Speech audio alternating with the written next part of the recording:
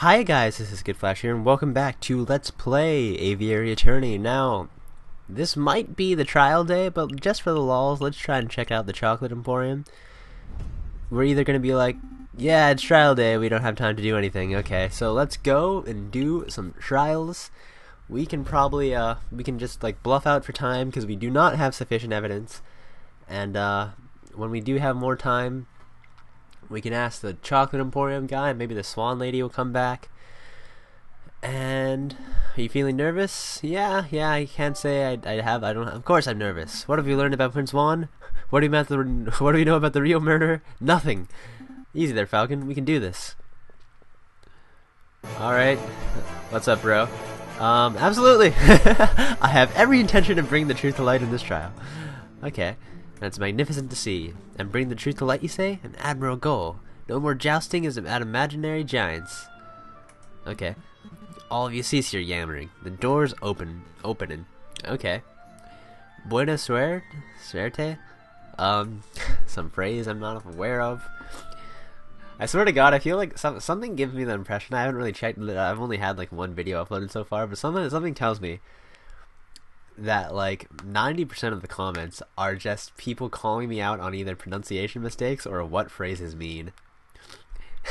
Just a feeling. We're ready? Okay. Cocorico up against it's not easy rabbit guy anymore, man. JJ. Severin. Nervous? Why wouldn't I be nervous? Why would I be nervous? I'm not nervous. I'm as slam as a cuckoo. Calm as a cuckoo. You're the nervous one. The whole courtroom is nervous. Oh, cool your feathers, Falcon. Terrible. You can't even maintain a stoic facade. I thought this trial would be a perfect opportunity for you to redeem your previous embarrassments. But if this is how you act before the trial was even started, why, you pompous-tailed, posture-perfect. Hey, this looks rigged. Order, let's all settle down. Court is now in session. Falcon. Is it me, or does the primary judge look, hairier today? That's a different judge than the one who, resided over Dom Catterline's trial, you doofus. Oh, still, it's a little strange, isn't it? I mean, the music? Yeah, it's a bit sketch. Like the artwork, which I love. Excuse me, Your Honor. Oh, no more dogs anymore. It's 2 vultures now. I wonder what that could mean. Or 2 birds now with a fancy hat. Or was there always 2 birds with a fancy hat and I'm just tripping? I think I was just tripping. I was under the impression that Judge Maxime would be residing over this case. Where is he? Judge Maxime has gone into temporary sick leave due to a terrible accident with a flight of stairs. That's only slightly sketch. But rest assured, assures prosecutor, defense, and members of the jury that I am more than qualified to fill his shoes. Without further ado, Cocorico, man, can we put our differences aside and put this judge on blast? Like, really. This is the trial of Prince Cuerdo, who stands accused of murdering Major Howe, and of conspiring to murder the king himself. Roll call! The defense is present and ready, Your Honor. The prosecution is ready, Your Honor. Good, very good. I expect this to be a nice, speedy trial. I don't want this dragged out by technicalities and bureaucracy. Well, you see, the thing is, we don't have all the evidence, so we are definitely going to be pushing for time. Well said, Your Honor. I expect that once the court sees the overwhelming evidence, this trial will be over in 5 minutes. Whoa there, Ron Karma. 5 minutes? He's just messing with your head, Falcon. Keep it together. Alright, please call your first witness to the stand. I call upon Inspector Just Valert. Side Inspector? Hey, what's up, guy? I swear to speak without hatred and without fear, without being able to pronunciate anything properly. Please recite your name and occupation for the court record. The name is Inspector Just Valert. I am a servant to the law, a Scrooge of the gutter rats. Yeah, that'll do, Inspector. We've all heard your monologue before. Whoa, Cocorico is really going for a speed record, isn't he? Now, can you tell us what you witnessed on the morning of the 7th of January? Of course. At 10 o'clock in the morning, I was called to Louvre's Grande Gallery by one of the King's Royal Guards. Did he just say o'clock? There I saw Prince Juan, King Louis Philippe, the corpse of Major Howe with a rose in hand and 24 citizens. The citizens and king himself all attest to seeing Major Howe taking the rose from Prince Juan's hands and then promptly dropping dead. And what did the morgue encounter upon examination of the corpse? The ye old autopsy report? The coroner determined with absolute certainty that Major Howe died of poisoning. Aside from a prick on the finger, there is no sign of external harm to Major Howe's body. Maybe he ate chocolate, man. He's a dog. Therefore, the poisoned rose must have been the cause of death. I am wholeheartedly believing that sketchy logic did want to say that like a murder case was a dog who ate chocolate. Putting the pieces together, that does seem very implicative of the prince. I have no further questions. Damn, I was hoping the coroner's report would determine that the guy died from a freak heart attack or something.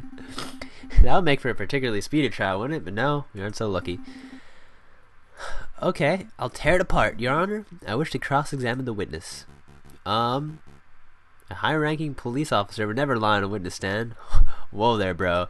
I wouldn't accuse the inspector of lying. I just want to make sure that every base is properly covered. This sounds like pointless nitpicking to me, but I'll allow it for now. Do your cross-examination. You don't seem very happy about us. And who doesn't want to hear the music? At 10 o'clock, we should call you out on that bullshit. You know, maybe it's not just more of the bullshit, because 44 is missing. Major Howe, we have no evidence. The thorns of the rose were supposedly coated in poison. Don Quixote, Romulus. Yeah, we have nothing. We have nothing. And 24 citizens. The corpse of Major Howe with a rose. Okay, let's press random bullshit. 10 o'clock, you say? 10 o'clock. Surely you mean 10 o'clock. We don't, how long did it take you to arrive? About 5 minutes. It happened to be the neighboring Paris Royal at the time, so it was a simple journey. Okay. It's a different possibility. I wouldn't think the court would appreciate my wild speculations, though. No, I don't think so. I don't wanna get called out on bull. Although I do hear some of the pressing is actually really funny. So I should obviously press some more. Who is he? What if he was the intended victim? We have been treating this case as if the intended murder target was King Louis Philippe, but there's another possibility. What if the killer was trying to murder Major Howe from the very beginning? JJ, stop talking. You said something very stupid. I could explain why, and humiliate you in front of the whole court. Alternatively, you could retract your question right now, and I'll save your humiliation for another day. Nah, man, let's go. What do you have to say? I know I'll bluff when I see one, Severin. My questions stand. Okay, here it goes. The myriad of reasons why your question was unfathomably stupid. First, it doesn't absolve your client of any guilt. If the defendant was intending to murder Major Howe, and here he is, then he is still guilty of murder, and that would likely face the same punishment as before. Second, it doesn't make any sense. Nobody has a motive to kill Major Howe. Plenty of motive to kill the king. I get it. Third, many citizens attested seeing the defendant deliberately trying to approach the king himself, not the major. His intentions were clear to everyone present. Fourth, alright, there's Stalin. We are in fact Stalin. I guess not. 24 citizens? We really should be pressing the poison part, but you know. Oh boy, when you put it like that, our situation seems a little dire, doesn't it? 22 testimonies. That is not 24. What are the testimonies truthfully? What exactly did they say? What exactly did the testimony say? Each citizen attested to seeing the king and his entourage approaching the new painting in Grande Gallery, I don't know. They each heard the king deliver a short speech, which was on subject of progress and social improvements and whatnot, and there was some applause. Then Prince Juan stepped out of the crowd and approached the king with a rose in hand. I see. Some descriptions of the man's death were quite graphic. He convulsed, twisted, and spasmed. One said his mouth frothed like he was a rabid lunatic, said another. That's, like that one guy was saying. Now let's ask about the poison. Inspector, you say that the coroner determined with certainty that the Major Howe was killed by poison. What kind of poison was it? How was he poisoned? Those are both two important questions. It was not certain. It's wolfsbane, though. I'll tell you that much. A plant-borne poison. Okay. But when he learned how fast the poison had taken effect, he noted that this was an atypical of aconite. Consequently, he suggested it may have been some newly engineered concoction. Indeed. Yeah, I do. How was he poisoned? His finger was pricked by the poison rose. He even commented out loud about it seconds before dying. All 22 citizens who witnessed the murder attested to seeing and hearing this. That the pricked finger has no relation? Yeah, it might have been the chocolate. But I do doubt that the rose was the cause. Only a total buffoon would fail to draw the blatant link there. Inspector, please tell the defense that you found traces of poison on the thorn in the rose itself. That will alleviate all doubt that in fact the rose was in fact the poison mechanism. Actually, I can't tell him that, because that's not the truth. It just seemed obvious that the rose caused the poisoning given the timing of the incident. Well, then now would be the good time to make a test. Here's a marvelous thought. We prick the finger of the defendant with the rose. Damn, man. This is, okay, no, but I trust. But that's okay, because the punishment would just be fitting of the crime. That is a marvel. I like that. I like that, though. See, the difference between a witch trial is that, like, you actually win this one if you're innocent. This is America, Severin, and that's not how we do things here. Actually, we won't be able to test the rose for poison at all. Given the dangerous nature of the flower, it was destroyed by the police force. We burned it to ashes. Such unprofessionalism. If we have no way to know whether the rose is poisoned, then this whole trial ought to be called into question. Okay, in other words, there is nothing else at the crime scene that could have caused the poisoning. Chocolate, we actually have stuff. Look at this. What am I supposed to be looking at? It's a paper wrapper to a piece of chocolate. It was found there, at that French word. We can date the consumption to the day of the incident. That Major Hal ate a piece of poisoned chocolate moments before he died, I most certainly am. Intriguing. Okay, that put us back on the even at the very least. The police force does not have time nor resources to trawl every piece of trash at every crime scene, I'm afraid. Astounding unprofessionalism. Damn, the prosecution is right to be disgusted. What a disgraceful display, Inspector. That sounds like you're trying to start a revolution or something. I don't want your apologies. I want you to do your damn job properly. Get off this witness podium before I kick you myself. Okay. Until next time, messieurs. The chocolate wrapper was found at the crime scene, and you have reason to believe that it was consumed on the day of the incident? I have an expert food-tasting witness who is willing to testify if need be. I don't recall anyone. Yeah, okay. Oh, I see. Well, that fact we are still investigating. I see. And do you have any evidence that this chocolate was in fact poisoned? Not at all. So then, in actuality, you do not have the evidence that Miss Major Howe consumed some poisoned chocolate. Instead, you have a solitary piece of rubbish that you plucked straight out of the gutter. That's weak, even for you, JJ. Well, man, give me some time, bro.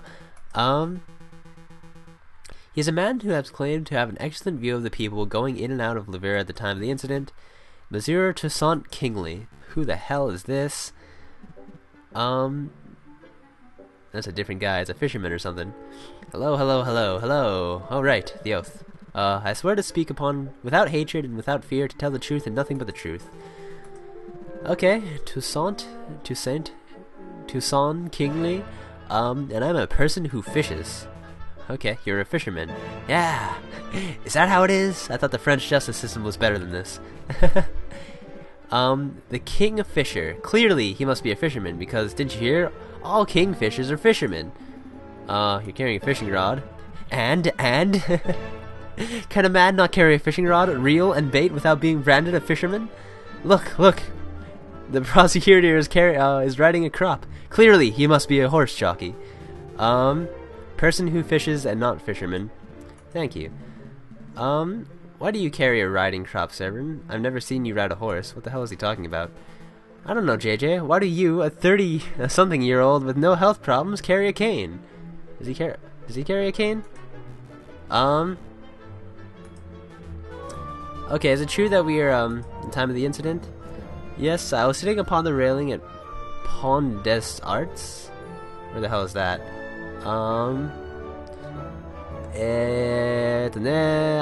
I can't read, guys.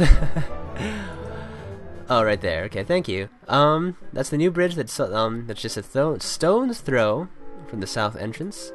Okay. And where were you at the time of the incident? I was fishing. Kingfishers. Am I right, Falcon? Well, Louvain is a busy place. Lovers? Who cares? Who cares? Naturally, I saw a lot of people. But at 9 a.m., I saw the king, Louis Philippe himself, enter the building. He was surrounded by his entourage, and then at 9:30 a.m., I saw the shifty-looking fox lurking around the entrance. It's a vague and biased description. No, really, he looks super shifty. I saw him rubbing his paws and cackling gleefully. It's pretty shift, man. Then I saw him take out the rose and carefully rub the stem. This looks, rigged, but whatever. Rub the stem of a rose, you say? As if you were applying something to the flower, perhaps? Well, monsieur, I shouldn't really speculate. Of course! It was wrong of me to ask such a leading question. But yeah, it definitely looked like he was putting some sort of powder on the stem. Wow! Even I wasn't expecting such a bold assumption. The defense claims that the rose was never poisoned, and yet here we have a man who saw the poisoning with his own eyes. I smell some perjury. No question. He saw a shifting-looking criminal resting poison and cackling near the crime scene of the crime? That's not believable at all. I think you're right. I wonder if we have any evidence that calls his story into doubt. Nope. I'm just trying to uncover the truth, Your Honor. Okay. Let's put on our thinking caps.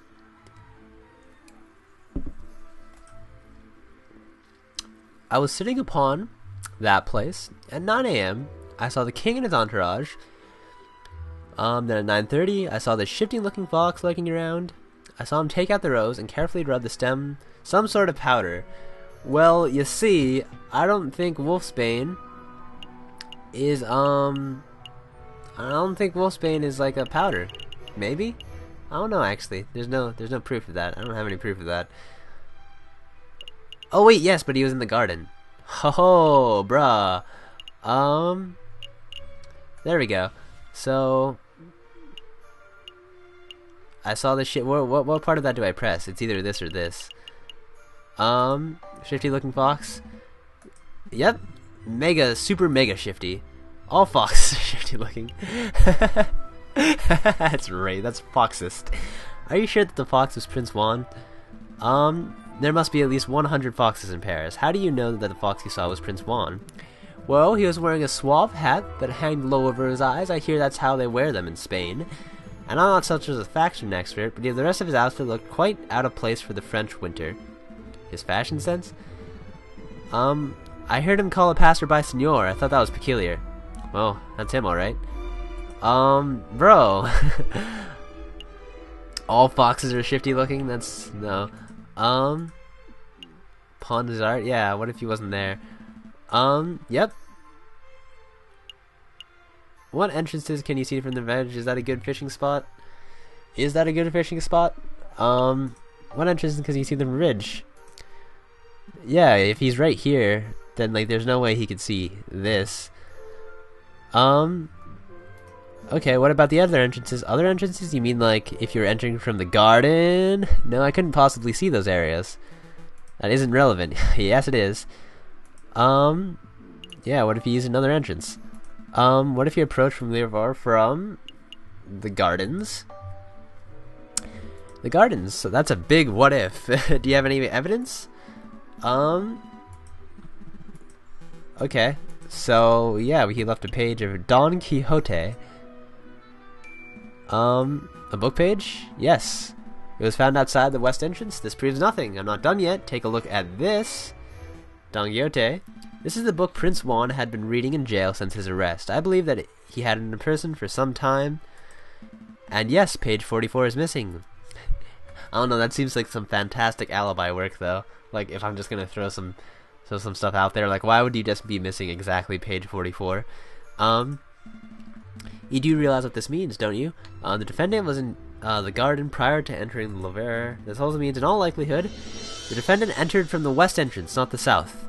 Yeah, he couldn't be seen by Monsieur Kingsley. A fine theory, Falcon, but maybe he took the long way around. One can still travel from Tuileries to the Louvre's south entrance by walking along the river. An extra 2 kilometers of just walking to enjoy the pre-murder scenery?